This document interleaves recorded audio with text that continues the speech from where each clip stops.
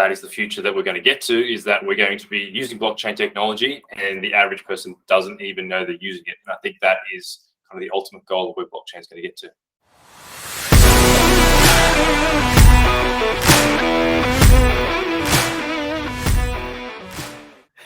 Hey everyone, welcome to another episode of Blockcast with your hosts, Simon and Will. Simon, what's today's topic? Hey Will, how you doing, mate? Yes, well, today we are going to start the new year off with 2023 predictions. All right, let's get into it. So my first is that ETH staking unlock will occur. So for those who don't know, Ethereum is now proof of stake, but before that it was proof of work and it had a beacon chain, which was already proof of stake, where a lot of people put a lot of Ethereum in to get the proof of stake going. So currently you cannot actually get your Ethereum that you put into the staking mechanism out. The Ethereum developers need to put in another fork. So that's happening this year, I think. And it's probably a pretty easy one because they're already starting to put it on the testnets. So Simon, to be clear, does that mean if a user were to stake their Ethereum today, they'd be earning off of their staking, but they cannot pull back their Ethereum as is right now, but in the future they'll be able to? Yeah, that's correct. So you couldn't get your actual Ethereum back off it, but at the moment there are obviously these staking derivatives that exist that are earning a yield, and you can exchange for real Ethereum at the moment, but you cannot currently pull them out of the beacon chain yet. Gotcha. Yeah, but I think that will change this year, and I think that's a pretty easy one for me to guess because, as I said, they are starting to put that on the testnets now. Something to look forward to, Simon. Hopefully, yes. Now, continuing on from that one, my second prediction is that when this unlock occurs, I think there will be a large spike down from that point on, because I think the people who put Ethereum into that staking beacon early on will probably want to take some profits that earn some decent yield over a few years there now. And I think we probably will see a bit of a downward push on price. Definitely some Ethereum coming out of that as people try to take some profits. It would be interesting to know how much users have currently staked. Is it in the millions? Is it in the tens of millions, hundreds of millions? And what you said definitely makes sense. When they pull it out, there'll probably be selling pressure. Well, yes, I actually know exactly how much there is there. Well, kind of. There's about 15.9 million ETH currently staked. So that's 15.9 million ETH that will become, I guess, available once the unlock occurs. But my prediction is that even though we're going to have some of the ETH come out of staking and put a bit of downward pressure on price, my prediction for 2023 is still by the end of the year, there will be more ETH staked than there currently is. So that's 15.9 million as of today-ish. But I think by the end of the year, we're going to see it come down after the unlock. But I think we'll be well above that. I'm thinking 20 million, because the reason being is that with the unlock being available, meaning people can move their Ethereum in and out at will, that's going to provide far more confidence to people to chase that ETH yield. 15.9 million is a lot of Ethereum, Simon. So that should be interesting. It's a hell of a lot of Ethereum that is effectively taken, out of the market. So if we then add in the fact that, we've got the burn going in and we've got very little ETH being produced now, it produces a lot of downward pressure a lot of upward pressure on Ethereum price. So that takes me to my next prediction for 2023, the flippening. Now, the flippening is when the ETH market cap will go higher than the Bitcoin market cap. So that would mean Ethereum would be the number one coin in the crypto market. My prediction is that will not happen this year. There's some huge amount of momentum in Ethereum right now, and I think that the flippening will happen. It's not a matter of if, it's a matter of when. I don't think it'll be this year. I know there's many people that do think it will be this year. I think we've got a little bit more longer to go. I think Bitcoin's going to be the king for a bit longer. Brings me back to 2015. I remember people predicting the flipping way back then. 2017 again, it's going to flip anytime. So this could be just one of those things where they're a little bit too excited about Ethereum. It's a great project, but I think Bitcoin definitely has a massive lead. Yeah, it's got a massive lead, but it's inevitable. There's just so much more use case for Ethereum. It's inevitable. It's not a bad thing. It's just that they are two very different assets. So one should be more valuable than the other in the future. All right, on to my next one. Layer 2 usage will continue to rise. So obviously over 2022, we saw the layer twos really come into their own, we start to see huge amounts of transaction volume moving to the layer two networks. So I think we will probably double the current quantity of transactions that are going on the layer twos. So to put that down so we can check it next year, is that currently there is about 15.4 million transactions over a 30-day period on Optimism, and there's about 8.5 million transactions on Arbitrum over a 30-day period. There's plenty of other layer twos out there that are actually doing quite a lot of transactions as well, but those are obviously the two really big ones. My prediction is that they will double over 2023. What do you think? Oh yeah, totally. And given the issue of gas prices, I think it's in everyone's best interest to move to layer twos. Right now, gas prices are pretty low, but like you said, we're probably at the end of the bear market. And as the prices go up again, excitement increases, and then everybody's back on Ethereum and similar chains, and then gas prices go up. So really, I think it definitely makes sense what you're saying, that a lot of apps will definitely port a lot of their liquidity to layer twos, and a lot of users will move there just because it's much cheaper. It makes a lot of sense. Yeah, and I think people are going to be even more conscious of gas prices because, I mean, I use layer twos and layer one, fairly frequently, and I'm even noticing now the difference in prices on layer one to layer two, and that's without being in a bull market. And that's maybe I've forgotten the past of how expensive it was on Ethereum. So going forward, when you start seeing the price of Ethereum gas go up, it's going to be really untenable for most people. So layer two's great solution, going to be a huge use case going up. Indeed. I remember once Ethereum charging me a couple of $100 just to move Ethereum from one smart contract to another. And I was thinking to myself, this is crazy. Because I actually wanted to move less than $100, and the fee to do that was more than $100. So yeah, I think Ethereum is a great base chain. It's very secure, but then really everybody should move to layer twos. It's about time. Absolutely, mate. So moving on to my next prediction for 2023 is that the decentralized exchanges, especially the leveraged exchanges, will keep growing. They had a fantastic 2022, and I'm talking about GMX, Gains, DYDX. They've done price-wise on their tokens fairly stable compared to everything else in the market that has really trashed out. Obviously, it's had a huge boost from FTX collapsing and everybody trying to escape and find a better solution, which is the DeFi solutions. These things are, great products, and their user experience is getting better and better. Definitely going to see those really gain in volume and price in 2023. That makes so much sense. And their interfaces are getting so much better. They're getting cheaper to use. They're getting faster. It's almost at the point where you can't tell that you're on a decentralized exchange.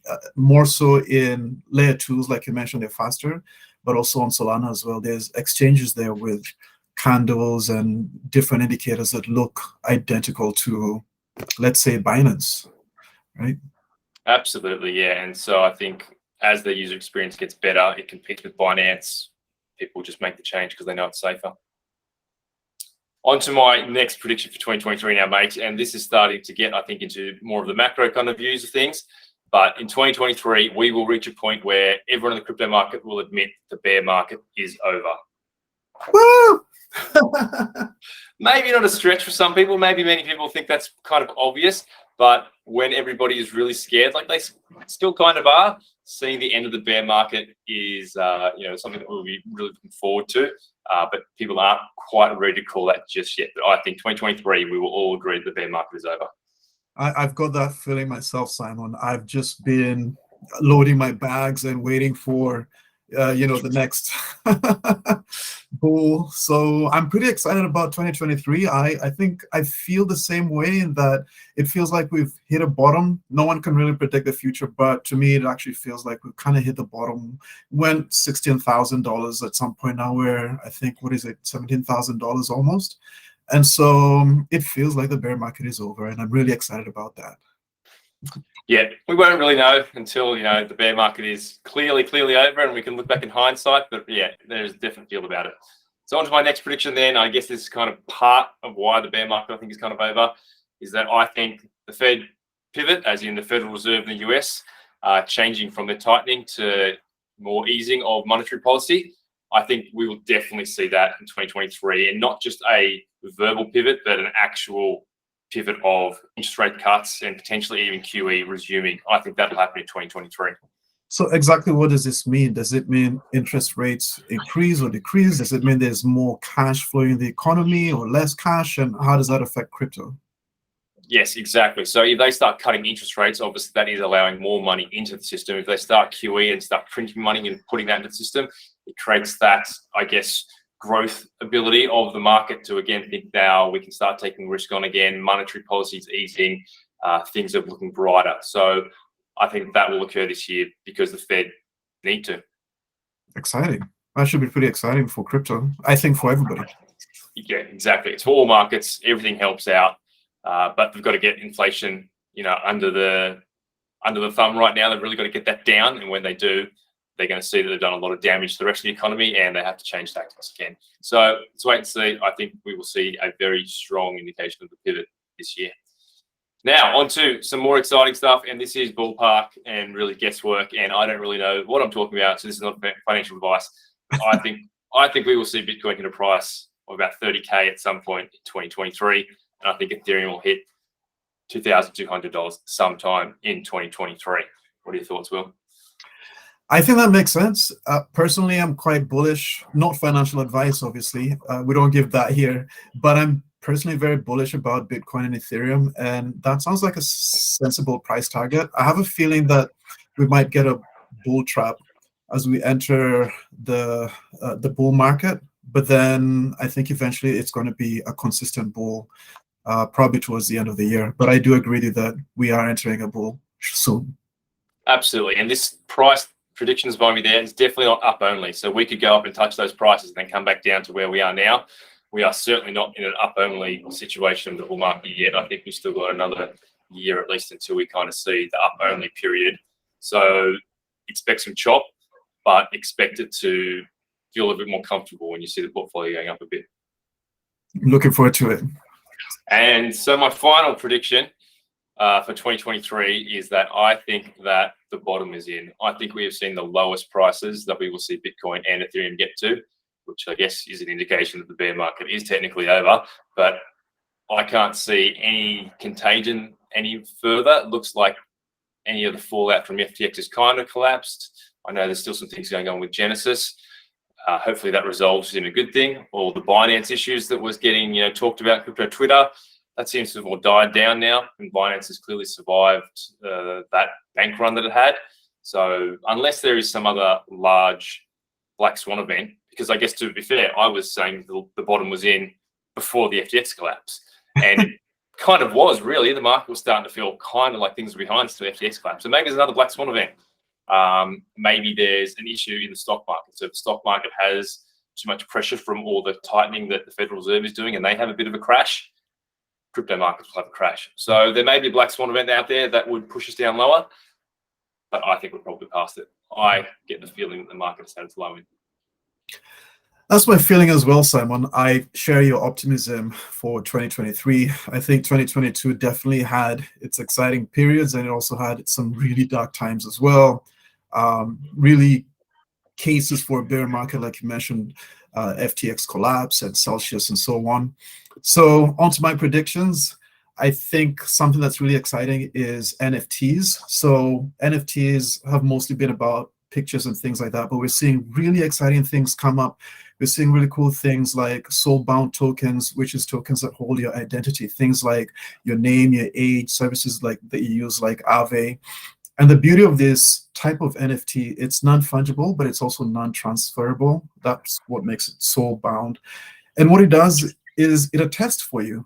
And the thing is that we call them NFTs, we call them soul-bound tokens, but really, I think 2023 is the start of a point where we'll start using NFTs without really realizing that we're using NFTs. So a user shouldn't really need to be aware of the technology behind the thing that they're using. So all they need to do is that they know that they're buying a ticket, they're buying a lottery, they're buying exclusive content, maybe adult content. They don't really need to know that it's managed by an NFT. It's just that an NFT does it better. I think we'll probably see more companies jump in, seeing the interest with people for the age group that they're interested in. And so they'll probably jump into NFTs as well.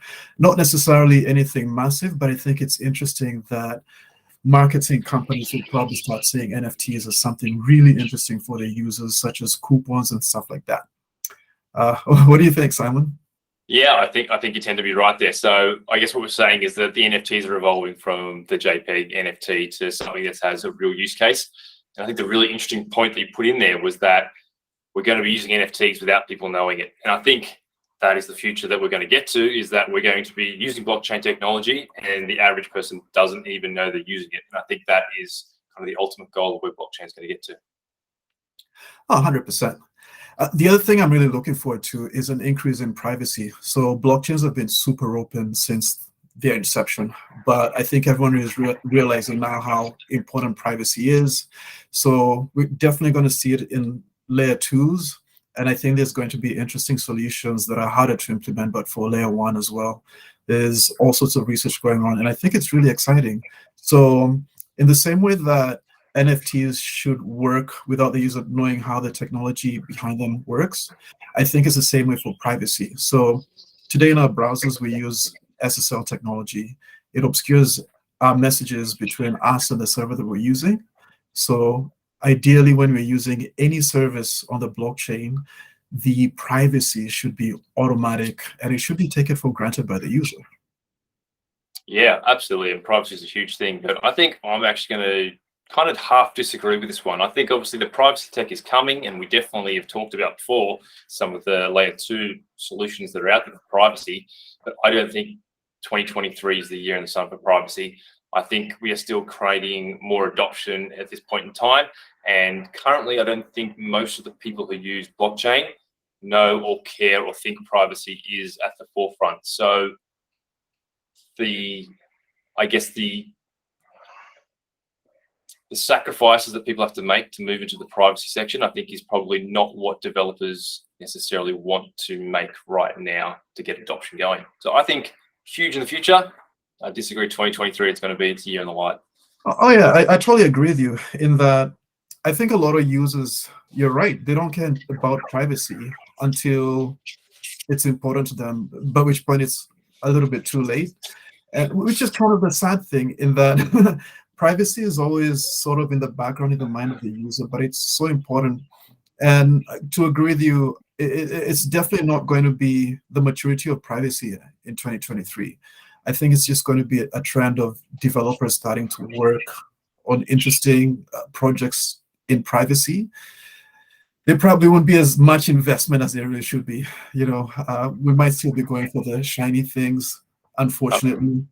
Like you mentioned, the developers, yes.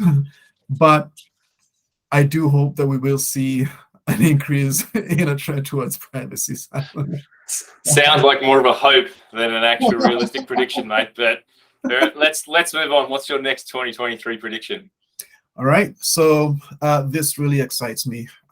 There used to be blockchain maximalists. This blockchain is better than the other. But I think what we're going to see is less maximalism and more specialization in blockchains. I think that really interesting technologies will grow. So bridging is a huge issue. We've seen bridge hacks before. So there's a lot of lessons learned in bridges. But then also the exchange of information between blockchains, I think that's going to be really big. I think we're in a world where there's not one blockchain to rule them all. Ethereum is great, but it has its issues. Solana is great, it's fast, it has its issues, but then it also has its specializations. So rather than trying to find quote unquote the best blockchain, I think what's going to happen is an increase in the communication technology between blockchains. This might even let apps like Aave, for example, just stay on one blockchain and somehow be able to consume the liquidity from other blockchains without really needing to port the code from one chain to another. So there might be really interesting solutions that come out. Layer 0 is one that has been out for a while, but there's also other technology that's coming out soon. So basically what you're saying is the builders have been building to the bear market, and you think 2023 is definitely when some of these ideas are going to come to fruition. Oh yeah, definitely. And bridging and communication is still a challenge in the blockchain in that it's definitely useful. You can tell it's useful because people keep building bridges and bridges keep getting hacked. but they keep building the bridges, meaning there's some sort of desire, there's some sort of need to link blockchains between each other. The only problem is that they haven't really cracked that whole security issue yet. Vitalik has talked about it and he said it's a really difficult problem to crack, and there's definitely projects that are still going for it. 2023 might not be the year where they actually figure it out, but I think we'll definitely see some interesting bridging technologies come up. Yeah, let's hope so. Yeah, as you say, there's way too many hacks and failures in bridges. So it's certainly something that the market says we need, the market's demanding. There's no solution out there that kind of protects us yet. All right, Will, what else is on your prediction list? All right, I think we're going to see the rise of app chains. And by that, I mean, rather than an app needing to rely on an entire blockchain, I think there might be solutions that come out that allow apps to create their own chains with specific properties that they need. So an app that sends messages might not really care that much about security if the messages aren't that important. Let's say it's just an app for memes. So security isn't that important. They might just want to send different pictures or things like that between each other. So the app will be able to create the kind of blockchain that it needs, and also have different nodes come in and secure that blockchain with the properties that that app needs. So it might need extra memory, extra RAM, extra speed, better latency. So it might be much easier for an app to come to a blockchain, spawn it off some service, and say it just needs 12 nodes, and just run off of that. So we're talking about single-use blockchains, effectively. So we're going to create a blockchain that is tailor-made for one use case. Exactly. Or it might be a layer 2, for example, that's really quick, that allows different apps to come and spawn their blockchains. So the app won't really need extensive knowledge. It'll just need to signal how many nodes it needs and what kind of nodes it needs, and incentivize those nodes. And then those nodes will come together and create a mini blockchain, so to speak, for that app. So I think I'm going to be looking out for the rise of app chains, as we're calling them. All right. I'll be looking out for those as well, Will, because I'll definitely have to measure you on how well you got that prediction right. What's next on your prediction list, mate? So I think something that we see every year, and I think this is what excites me most about blockchains, is more resiliency. And what I mean by that is that there's been so many experiments that happen every single year with blockchains, and every single year there is what you call evolutionary pressure. So there's pressure from regulators, there's pressure from hackers, there's pressure from too many users. So there's all sorts of different pressures that come and affect blockchains. And then every time blockchains have to evolve, essentially. So I think what's been happening since 2015 is that blockchains are becoming more resilient over time. So every new hack teaches us something. Every time a stable coin crashes, for example, we know, well, algorithmic stables are really difficult to handle, and we also know exactly why they failed. And guess what? Somebody actually tries another one. I'm not extremely hopeful for algorithmic stables, but we might actually get to a point where they build more resilient ones. I don't know if they'll ever build one that really lasts, but not just stables, but definitely other tools. So I think the big thing for me is that blockchains are becoming way more resilient. And I guess that is my final prediction for 2023, more resiliency. All right. Well, again, I'll figure out a way to measure you on that one when we come to review these at the end of the year, Will. But I think, well, I hope you're right, is more the thing, because we definitely need that more resilience. And we are in the bear. Everyone says you build in the bear. So there's plenty of developers out there trying to find these solutions. Hopefully they come up with really good ones over 2023. I think one thing we can agree on is that, it's always an exciting year with blockchain. And so I'm really looking forward to the surprises of 2023. Yes, absolutely. And surely it cannot be as bad as 2022. So here's to that, Will. Let's review these at the end of the year and see how many we got right. Sounds great, Simon. All right. Thanks, Will. Till next time.